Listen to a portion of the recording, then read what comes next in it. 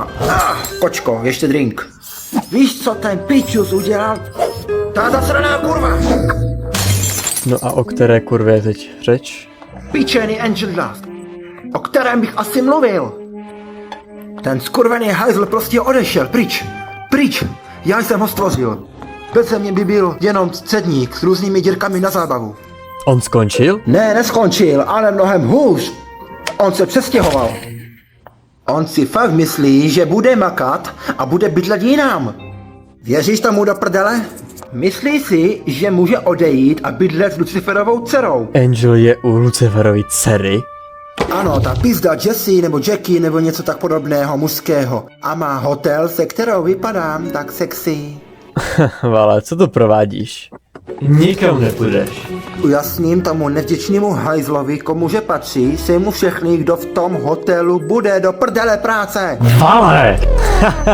Zamysli se trochu, naše značka je naprosto dokonalost. Pomohlo by naší reputaci, kdyby si pobíhal po městě a naháněl kurvy. Nepomohlo? Bingo!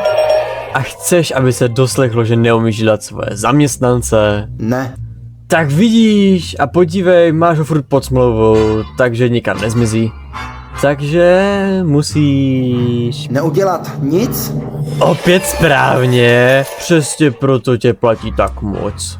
Ach, já bych fakt chtěl někoho oddělat. No tak mi dovol ti poslat pár démonů tento měsíc. Ty mě tak dobře znáš. Poslíš, Angel Dust v tom hloupém hotelu v té pekelné princezi nepohybuje zcela sám. Jo, a kdo ještě? Někdo, kdo ti něco dluží? Někdo, kdo nám dluží hodně. Rádiový démon.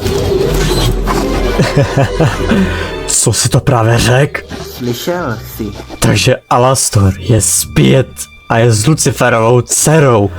A tebe do prdele nenapadne mi to jako prvnímu říct? Hele, jeho smrt je tvůj fetiš.